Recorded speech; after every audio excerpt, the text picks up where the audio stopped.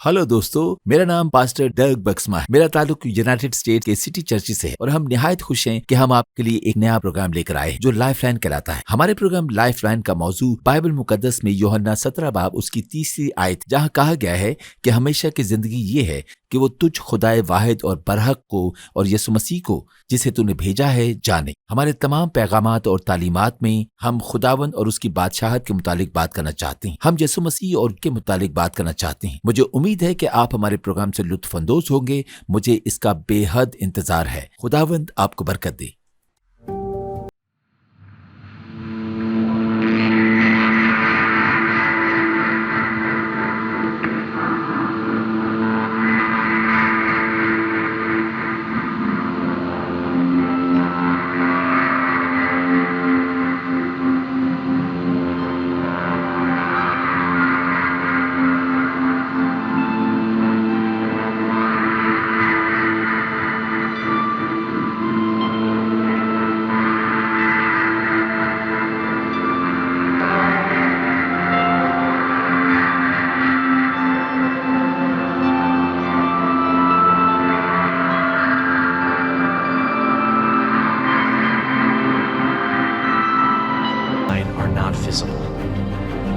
This is a kingdom not of this world.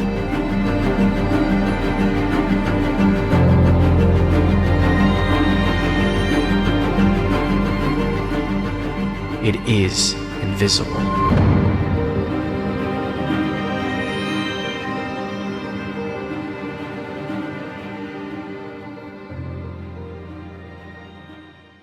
आज के दिन पोशीदा बादशाही, मेरा पसंदीदा उन्वान आसमानी बादशाही। खुदा की बादशाही इन अल्फाज को नए अहदनामे में इस्तेमाल किया गया है। यही यसू का मरकज़ कलाम भी रह चुका है और सिर्फ यही इसका पैगाम हुआ करता था। लेकिन आज मैं तारुफी पैगाम पर थोड़ा वक्त गुजारूंगा और इसको सुनाने का मेरा मकसद यह है कि हम इन चीज़ों को देख सकें जिनको हम पोशीदा बादशाही में देख नहीं पाते। मैं चाहता हूं कि आपको इसकी बहुत ज़्यादा पहचान हो और फिर हमारे पास पोशीदा बादशाही की वसी जानकारी होगी कि ये किस तरह काम करती है। हम आज और ज़्यादा इस उन्वान पर गौर व गौस करेंगे। पोशीदा दुनिया, पोशीदा बादशाही को हम इस ठोस दुनिया में देख नहीं सकते। यहाँ तक कि साइंस और तबीयत ने दरियाफ्त किया है कि इस दुनिया का एक यकीनी आगाज़ और यकीनी इख्तिताम भी है और ये कहीं से आई है और ये कहाँ से आई है, इसकी हकीकत है। इस ठोस दुनिया जिसे हम छू, चख और देख सकते हैं, इससे भी ज़्यादा ये बिल्कुल दीवानगी है, क्योंकि ज़्यादातर लोग उस पर ईमान रखते हैं जिसे वो देख सकते हैं। लेकिन पोशीदा बादशाही इससे ज़्यादा हकीकी है। इब्रानियों 11 बाब 3 आयत कहती है कि ईमान ही से मालूम करते हैं कि आलम खुदा के कहने से बने हैं, ये नहीं कि जो कुछ नजर आता है ज़ाहिरी चीज़ों से बना हो। ये ड्रामाई तौर पर हर किसी के सोचने के मुखालिफ है। वो इसके मुखालिफ सोचते हैं। हम पहले सिर्फ आसमान की बादशाही, खुदा की बादशाही की तस्वीर देखते हैं और ये कैसे काम करती है और ये क्या है। और दानियल की किताब में हमारे पास एक बादशाह नबूकत नजर है। इस सैयारे पर बहुत ही ज्यादा ताकतवर आदमी था। लफ्जी तौर पर जब उसने हाबुल की सल्तनत संभाली और इसराइल फतह किया और असीर किया और कौमें उसके इख्तियार तले थीं, लेकिन एक मर्तबा उसे बहुत ही परेशान कुन ख्वाब आया और वो परेशानी की हालत में उठा और उसने अपना ख्वाब दानियल को, जो कि यहूदा से असीर किया हुआ था, उसको बताया। और जो कि नबी था, उसने बताया कि मैंने एक ख्वाब देखा जो वाकई में मुझे परेशान करता है और मैं इसका मतलब नहीं जानता। खुदा ने दानियल को इस ख्वाब का मतलब समझाया, फिर उसने बादशाह को यह बताया। दानियल 2 बाब 31 से 35 आयत में लिखा है, ए बादशाह, तूने एक बड़ी मूरत देखी। वो बड़ी मूरत जिसकी रौनक बेनहायत थी तेरे सामने खड़ी हुई और उसकी सूरत हैबतनाक थी। उस मूरत का सर खालिद सोने का था, उसका सीना और उसके बाजू चांदी के, उसका शिकम और उसकी रानें तांबे की थीं, उसकी टांगें लोहे की और उसके पांव कुछ लोहे और कुछ मट्टी के थे। तू उसे देखता रहा यहाँ तक कि एक पत्थर हाथ लगाए बगैर ही काटा गया और उस मूरत के पांव और जो लोहे और मट्टी के थे लगा और उनको को टुकड़े टुकड़े कर दिया। तब लोहा, मट्टी, तांबा, चांदी और सोने के टुकड़े किए गए और ताबिस्तानी खलियान के भूसे की मानित हुए और हवा उनको उड़ा ले गई, यहाँ तक कि उनका पत्ता भी ना मिला। और वो पत्थर जिसने उस मूरत को तोड़ा एक बड़ा पहाड़ बन गया और तमाम जमीन में फैल गया। सो हम ये देखते हैं कि बादशाह बहुत परेशान हुआ जब उसने उस ताबीर को सुना। उसको पता चला कि सोने का सर वो है और फिर फारस की सल्तनत की बात करता है, और इन चारों बादशाहों की भी जो उस वक्त से लेकर मसीह तक गुजरे। लफ्जी तौर पर उस पत्थर को देखें तो उसने पोशीदा हाथों से उसे तोड़ा, और दूसरे लफ्जों में जिसको पोशीदा बनाया जाए, जो कि नजर ना आए और ठोस ना हो, और ये नहीं कि जो कुछ नजर आता है ज़ाहिरी चीज़ों से बना हो। और अब जबकि वो पत्थर इस पर गिरता है तो इसको बर्बाद कर देता है, और वो इतने ज़ोरदार तरीके से इस मूरत को बर्बाद करता है कि उसका चूरा कर देता है, और फिर किसी को याद भी नहीं रहता कि वो वहां पर कुछ हुआ करता था। ये कोई मुसीबत नहीं थी बल्कि पूरे तौर पर बर्बादी थी। हवा उनको उड़ा ले गई, यहाँ तक कि उनका पत्ता ना मिला, और वो पत्थर जिसने उस मूरत को तोड़ा एक बड़ा पहाड़ बन गया और तमाम जमीन में फैल गया। और अब जानते हैं कि बाइबल क्या कहती है। तू पहाड़ को भी हुक्म दे सकता है, सयून खुदा के शहर यहाँ पर, और नए अहदनामे में सयून खास तौर पर खुदा की मुकम्मल बादशाही को कुदरती और रूहानी तौर पर जाहिर कर रहा है। सो वो तमाम जमीन पर फैल गया। सो हम उसे इस तरह से देख सकते हैं कि जमीन पर सल्तनतों का आगाज भी हुआ और इख्तिताम भी, लेकिन पोशीदा बादशाही उन सब पर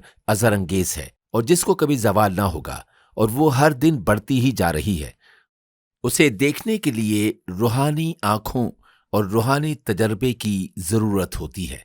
इस पोशीदगी पर हुकूमत करने वाला भी पोशीदा है।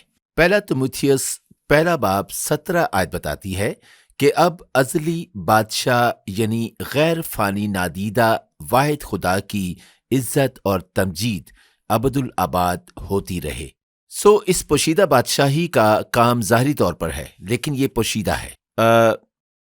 और फिर आसमानी बादशाही क्या है? ये आसमानी बादशाही क्या है, मैं इसका आपको थोड़ा सा तारुफ दूंगा और फिर थोड़ा मजीद इस पर बात करते हुए आगे बढ़ेंगे। आसमान की बादशाही इंसान के दिलों और जहनों पर खुदा की हुकूमत और हुक्मरानी है, और वो है एक अंदरूनी चीज।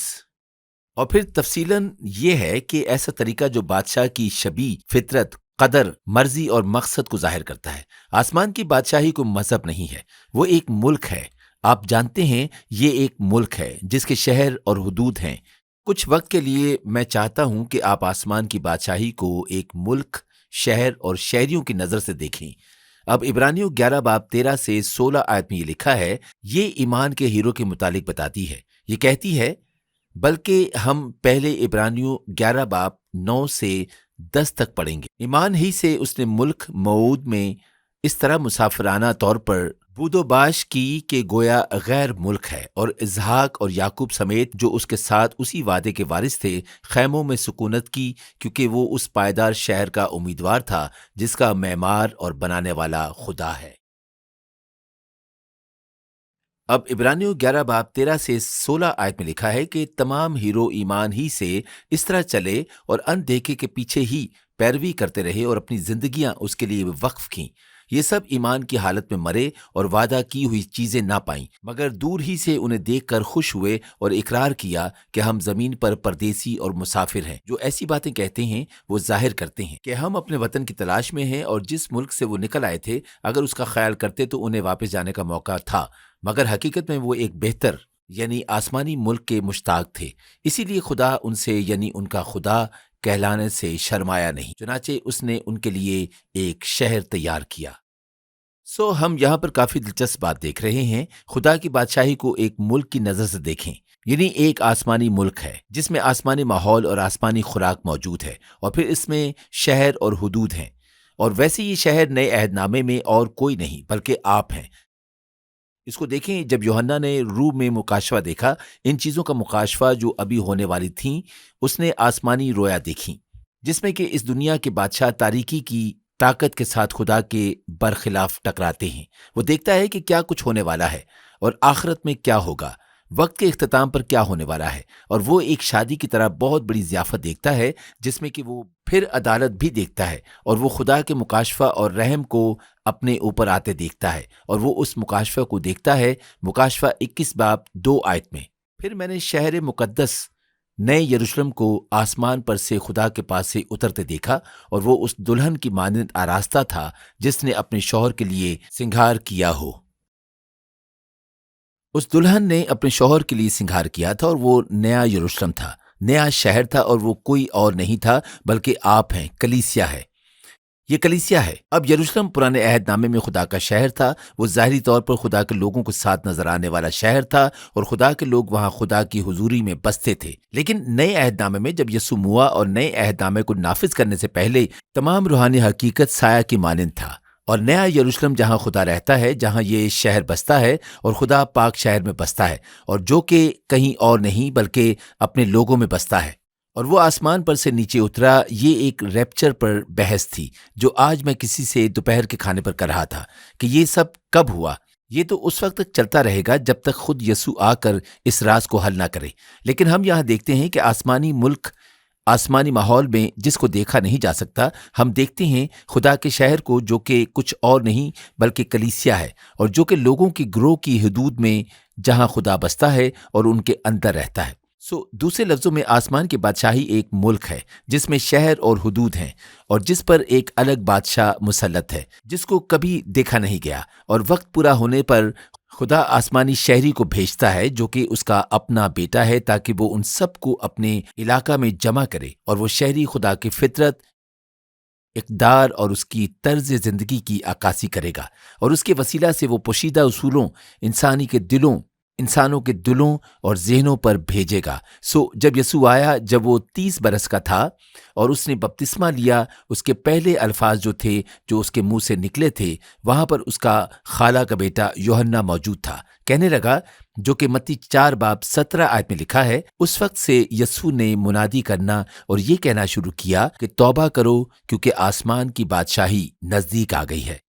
یہاں پر اس بات کی ضرورت نہیں کہ آپ اپنے منہ کے بل گریں اور اپنے گناہوں سے توبہ کی التجا کریں، شاید یہ اس کا حصہ ہو، مگر یہاں پر ایک بہت ہی بڑی تبدیلی آ رہی تھی۔ آسمان کی بادشاہی پہنچ چکی ہے، اس کا چہرہ میں ہوں، میں اس کا شہری ہوں جو بادشاہی کی عکاسی کر رہا ہوں۔ میں یہ سب کچھ انسانوں کے دلوں، ذہنوں اور زندگیوں میں تمہارے لیے کر رہا ہوں، اور میں تمہیں دکھاؤں گا اور جمع کروں گا۔ اور یہ ظاہر کرتا ہے کہ وہ منادی کرنا شروع ہو گیا، اور بالکل توبہ ہی وہ پہلا لفظ تھا جو اس کے منہ سے ادا ہوا، اور اس نے ویسا ہی کیا جو یوحنا نے کرنے کو کہا۔ یہ بہت ہی ضروری ہے کہ ہم پوشیدہ بادشاہی کو دیکھیں اور اس میں داخل ہوں اور اس میں بہیں۔ ہمیں توبہ کرنے کی ضرورت ہے، جس کا مطلب نیت کا تبدیل ہونا ہے۔ یہ روح سے تعلق رکھتا ہے، آپ کے جذبات کے ساتھ ملتا ہے۔ یہ وہی علاقہ ہے جہاں وہ کام کرنا شروع کرتا ہے۔ اسی لیے خدا نے یوحنا کو اس کے آگے بھیجا۔ یسوع نے فرمایا کہ توبہ کرو۔ یہاں پر ایک مکمل طور پر نئی دنیا ہے جسے میں تم پر ظاہر کرنے کو ہوں، جو اس دنیا کی تمام ٹھوس چیزوں کو کاٹ سکتی ہے، ہر اس چیز کو جو مادہ ہے، ہر وہ کام جو مخالف سمجھا جاتا ہے۔ اس کے برعکس چلنا ہوگا، جیسا کہ اگر تمہیں کچھ حاصل کرنا ہے تو تمہیں پہلے دینا پڑے گا۔ آپ کو اپنا بدلہ لینے کی بجائے معاف کرنا ہوگا، اور جب یہ سب کچھ ہوتا ہے تو آپ کی آنکھیں کھل جاتی ہیں، اور آپ ایک پوشیدہ دائرے میں ایک نمایاں طاقتور اثر کے ساتھ کام کر رہے ہوتے ہیں۔ اس کا اہم پیغام بادشاہی کے متعلق تھا۔ اگر ہم اس کی کچھ مثالوں کو دیکھیں، جیسا کہ آسمان کی بادشاہی ایک ہونے والے کی مانند ہے جو اس میں بیج بونے نکلتا ہے، اور ایک سوداگر کی مانند ہے جو اس میں اچھے موتی تلاش کرنے نکلتا ہے۔ یہ اس عورت کی مانند ہے جو اپنا ایک سکہ ڈھونڈتی ہے۔ یہ ایک رائے کے درخت کی مانند ہے۔ یہ اس چرواہے کی مانند ہے جو اپنی 99 بھیڑوں کو چھوڑ کر ایک کو ڈھونڈنے نکلتا ہے۔ یہ اس مالک کی مانند ہے جو اپنے نوکروں کو توڑے دے کر کہتا ہے کہ انہیں استعمال کرو جب تک میں واپس نہ آ جاؤں، اور دوسرے ملک روانہ ہو جاتا ہے۔ یہاں پر وہ ہمیں بہت سی تمثیلیں بتاتا ہے تاکہ ہمارے ذہنوں میں اس کی ایک تصویر نقش ہو سکے اور ہماری زندگیوں پر اس کا اثر ہو۔ آدم کو بالکل کامل بنایا گیا، وہ چلتا اور خدا سے باتیں کرتا کیونکہ وہ کامل تھا، اور وہاں پر نہ تو شور اور نہ ہی شک تھا، اور خدا اس کی مدد کرنے کے لیے اس کے ساتھ ساتھ رہتا تھا۔ وہ کاملیت میں چلتا تھا، اور وہ کہتا ہے کہ پتہ ہے کہ میں کیا کرنے والا ہوں؟ میں خدا کی بادشاہی کو تمہارے اندر رکھنے والا ہوں۔ میں چاہتا ہوں کہ یہاں شک کی کوئی گنجائش نہ رہے، اور میں تمہارے حال، مستقبل اور ماضی کے تمام گناہوں کا دام چکانے والا ہوں، تاکہ تو خدا کی قربت میں اتنا بڑھ جائے کہ جتنا قریب کوئی اور نہ ہو۔ کیا آپ جانتے ہیں کہ یہ آدم سے بھی کتنا بڑھ کر ہے؟ اب یہاں پر آدم کتنا بدقسمت ہے، خیر یہ ٹھیک لفظ نہیں اس بارے میں استعمال کرنے کے لیے، لیکن میں بس اس کا مطلب سمجھانا چاہ رہا ہوں۔ آپ اور میں جانتے ہیں کہ اس کا رحم ہر صبح تازہ ہے، اور ہم کہتے ہیں کہ خدا مجھے معاف فرما، میں تیرے فضل سے اس کو قبول کرتا ہوں، کیونکہ یسوع نے یہ سب کچھ کر دیا ہے، اس لیے ہم اس رشتے کو آگے بڑھا سکتے ہیں۔ یہ طریقہ تو آدم سے بھی بہتر ہے۔ آپ جانتے ہیں کہ اگر کوئی کسی دن آسمان پر جائے تو وہاں پر نہ تو رونا اور نہ ہی گناہ ہوگا، کیونکہ گناہ ایک کامل ماحول میں ترقی کرتا ہے۔ کامل ماحول میں شیطان نے ایک سرکشی کی سوچ رکھی اور کائنات میں گناہ کو داخل کرنے کی کوشش کی، اور ایسا دوبارہ اب نہیں ہوگا، کیونکہ اب یہ خون ہے اس ہمارے خدا کے ساتھ رہنا ہمیشہ کے لیے ممکن کر دیا ہے، ابھی کے لیے، مستقبل کے لیے اور ہمیشہ کے لیے۔ یسوع نے سب کا دام چکا دیا ہے، اور یہ سب کچھ ہونے کی یقین دہانی ہے۔ خیر، اس نے یہ کیا اور کہا کہ اب میں تم پر نازل کرتا ہوں جو کہ بہتر ہے، اور پھر وہ کہتا ہے کہ میں تم پر روح القدس نازل کروں گا جو تم میں بسے گا، اور میں وہ سب واپس سے بحال کروں گا جسے انسان نے کھو دیا تھا، اور میں اس روح کو تمہارے اندر ڈالوں گا جس نے مجھے بھی مردوں میں سے زندہ کیا، اور وہ تمہارے فانی بدنوں میں بسے گا، اور تم اس ملک کے شہری ٹھہرو گے، اور میں تمہیں دنیا میں بھیجوں گا تاکہ علاقے بناؤ۔ تم اثر و رسوخ کی دنیا میں جاؤ گے اور حدود میں جاؤ گے، اور تم شہروں اور علاقوں کو قائم کرو گے، اور تمہاری زندگی سے اس بادشاہت کی فطرت، تہذیب، اقدار، طرز زندگی جھلکے گی جو پوشیدہ جگہ سے حکومت کر رہا ہے۔ واہ! دوسرا کرنتھیوں 4:18 آیت۔ جس حال میں کہ ہم دیکھی ہوئی چیزوں پر نہیں بلکہ ان دیکھی چیزوں پر نظر کرتے ہیں، کیونکہ دیکھی ہوئی چیزیں چند روزہ ہیں مگر ان دیکھی چیزیں ابدی ہیں۔ جب ہم آسمانی بادشاہی کو دیکھتے ہیں تو ہماری روحانی آنکھیں کھل جاتی ہیں اور تبدیلیاں مکمل طور پر متوقع ہوتی ہیں۔ ہم صرف مختلف چیزوں پر زور دیتے ہیں۔ آپ جانتے ہیں کہ پلاطوس جب یسوع سے اس کی زندگی اور موت کے بارے میں بات کرتا ہے اور کہتا ہے کہ تجھے صلیب پر چڑھایا جانے والا ہے تو تیرے نوکر کہاں ہیں؟ تو اگر تو بادشاہ ہے تو تیرے نوکر کہاں ہیں؟ میرا مطلب ہے کہ میں سنجیدہ ہوں، لیکن یسوع فرماتا ہے کہ میری بادشاہی اس دنیا کی نہیں، اگر ہوتی تو میرے نوکر لڑتے، اور دوسرے لفظوں میں کہ میں یہاں پر مکمل طور پر مختلف سوچ رہا ہوں اور میرے نوکر بھی۔ ہمارا نظریہ بالکل بدل جاتا ہے اگر ہم خدا کی بادشاہی کی طرف نگاہ کرتے ہیں اور ہم اس کی بادشاہی میں نئے سرے سے پیدا ہوتے ہیں۔ اگر ہم اس کمرے کو دیکھیں اور اس کمرے کو تھوڑی دیر کے لیے اگر روح میں دیکھیں تو شاید ہمیں دیکھ کر جھٹکا لگے، لیکن میں یہاں خدا کی حضوری اور فرشتوں میں سنجیدہ ہوں۔ اگر ہم اسے دیکھیں تو یہ ہمارے جینے کے ڈھنگ کو بدل ڈالے گا۔ آپ جانتے ہیں کہ الیشا نے اسرائیل کے بادشاہ کے متعلق نبوت کی۔ جب بھی دوسرے بادشاہ جب اسرائیل کو پریشان کرتے تھے اور حملہ کرنے کی کوشش کرتے تھے، آپ جانتے ہیں کہ کیا ہوا تھا۔ الیشا مسلسل بادشاہ کو بتاتا رہا کہ تو وہاں جا، وہ وہاں پر موجود ہے۔ بادشاہ وہاں جاتا ہے اور اسے حیران کر دیتا ہے اور جنگ میں اسے شکست دیتا ہے۔ جب واپس آتا ہے تو پوچھتا ہے کہ میرے عملے پر سیٹی بجانے والا کون ہے؟ یہ ایسا کچھ تھا جیسا اس وقت یہاں چل رہا ہے۔ وہ کہتا ہے کہ سیٹی بجانے والا کون ہے؟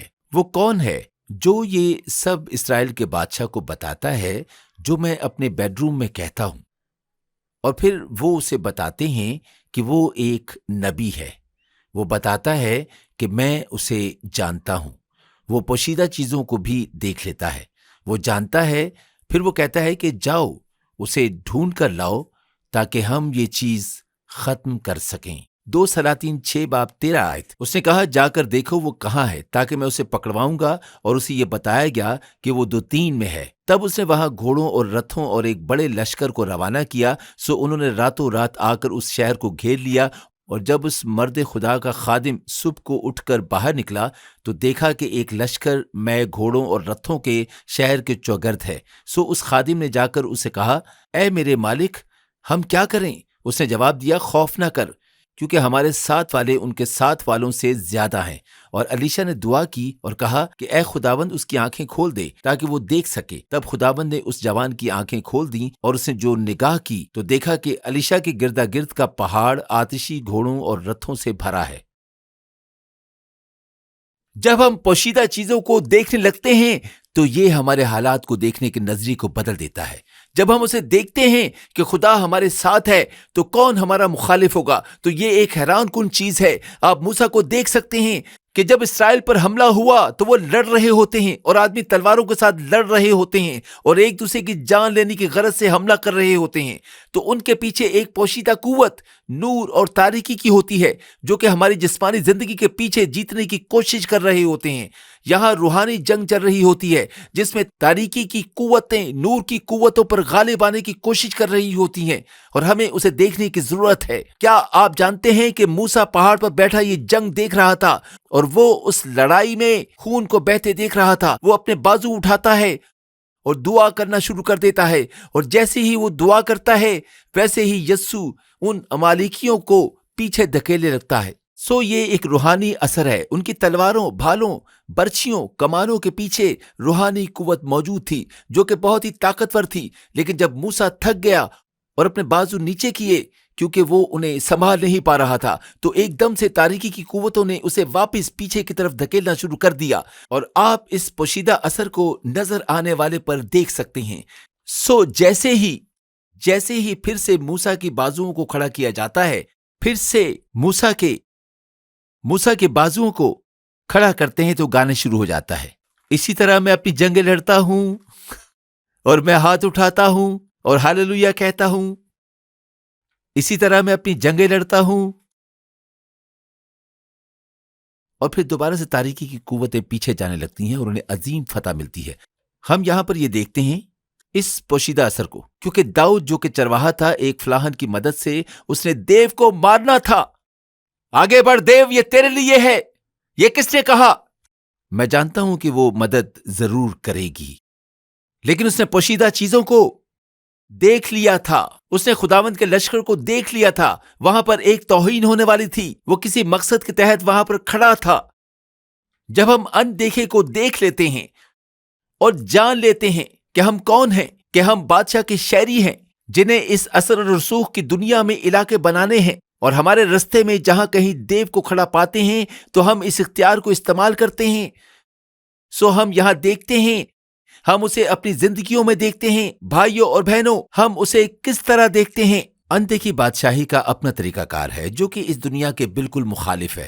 آنے والے ہفتوں میں ہم اندیکھی بادشاہی کی اپنی زندگیوں پر حکمرانی کا جائزہ لیں گے، اور کس طرح ہم اپنی زندگی میں اپنے آپ کو بدل سکتے ہیں۔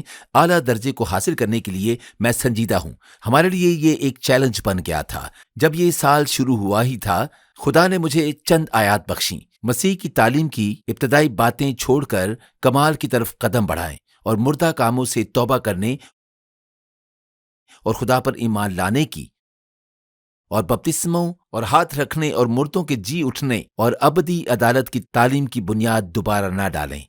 میرا مقصد پادری ہونے کی وجہ سے یہ ہے کہ ہم اپنی دنیا پر غلبہ پائیں اور قابلیت کے درجے تک پہنچ سکیں، نئے چرچ بنائیں اور دنیا میں پر اثر ہوں۔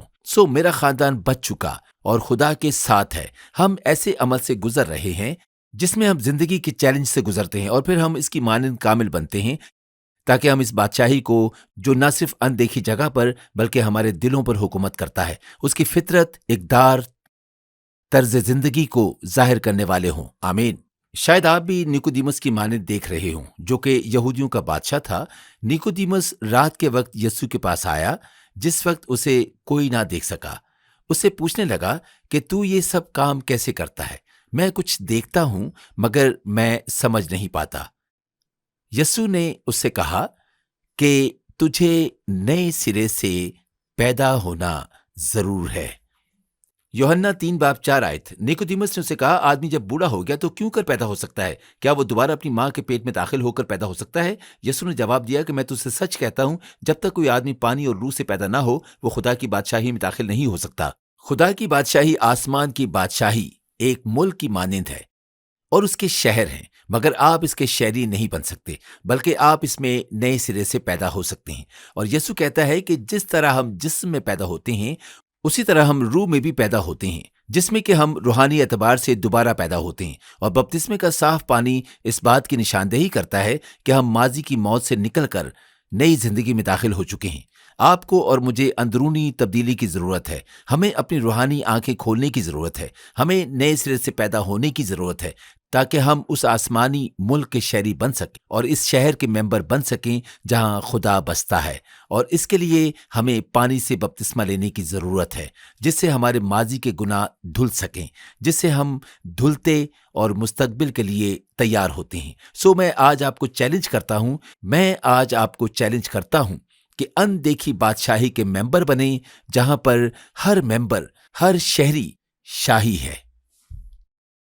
مجھے امید ہے کہ آپ کو آج کا پیغام سن کر اچھا لگا ہوگا. اس سے پہلے کہ ہم اختتام کریں، میں ہر ایک کے لیے دعا کرنا چاہتا ہوں.